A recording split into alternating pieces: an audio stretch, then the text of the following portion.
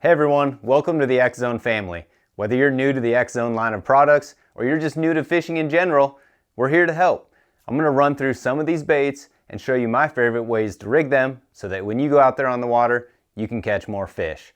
I'm going to change camera angles, give you guys a close-up look on how I rig these baits to make it a little bit easier. So let's jump right in and change this angle so you guys get the best view. Next up, the 6-inch deception worm. So at first glance this may look like a lot, but we're going to break down 3 different ways that I love to rig the deception worm, and we're going to start with my all-time favorite and the one that's won me a ton of money in the last couple years, and that is rigging it on a drop shot. So we've got a little number 1 size hook here with a barb on it, little bait keeper, drop shot weight attached to each other. Just tie a polymer knot and drop that tag end down through. But we're going to start, you can see this bait has a flat end to it and on the bottom and a rounded top, and on this bottom side there is that line that is going to allow you to rig that bait perfectly straight. So we're going to start with the nose, which is this little bit more blunt fat end. We're going to rig it about 1/8 to 1/4 inch down, come out right on that line on the flat bottom side, push that up over so that bait keeper pops out the back side there, and then we are going to look at that line, kind of where this hook is going to come out, and I actually like to go all the way through this worm, through the back, and then I'll put just a little bit of skin over that hook point. Now that thing is completely weedless.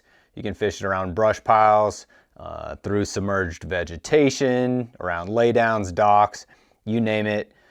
This bait's going to be able to come through that cover nice and clean. It's going to float, so it's going to sit perfectly horizontal in the water, and you barely even have to move your rod to get any action out of this bait. It just sits there and quivers, shakes, looks extremely natural underneath the water.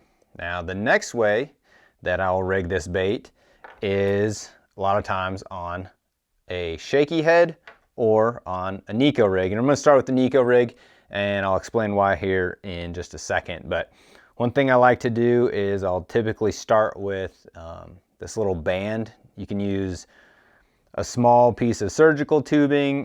This is a little wacky O-ring, and I'll just slide it over the head about right up just below this little egg sac.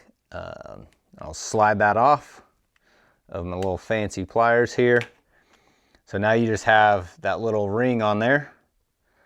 I'm going to take a weedless Nico hook, and I'm going to slide that from the bottom up. So my hook point is up, and the reason we do that is the next piece of this puzzle is this little weight, and we're going to shove that as straight as possible into the bottom of this worm. Now you can push it all the way up, or you can leave just a little bit of that worm, or just a little bit of that weight sticking out the bottom side of the worm. That's going to help kind of transfer some vibration if you hit anything hard. But that's going to allow this worm to sink down, sit on the bottom, and because it floats, it's going to be tail up, and you're going to have a weedless system that you can again bring through the brush. It just gives those fish a different look and kind of gives it that vertical kind of worm shimmy action.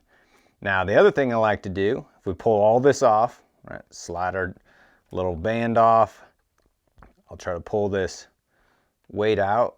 The other thing that I like to do is rig it on a shaky head.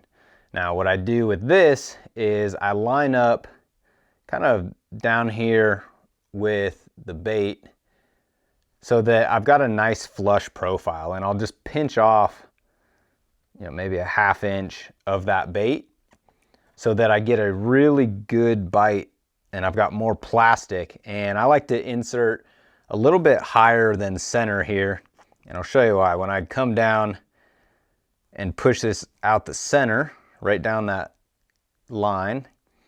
We're gonna rotate this and push it up over the bait. Now, if you don't go above center, it's gonna be really difficult to kind of hold all that plastic. So that gives you enough plastic there. Then we're just gonna run that hook point right through just before it pops out. Now we have a nice, clean, straight profile. That worm is gonna sit on the bottom, so it's kind of a cross between a Nico and a jig, just real finesse. Great way to drag around on little rock piles and things early in the springtime, summertime, fall, pretty much anytime you can throw a shaky head around just about anything. So some of my favorite ways to rig the 6-inch deception worm. Hopefully that puts a few more fish in your boat.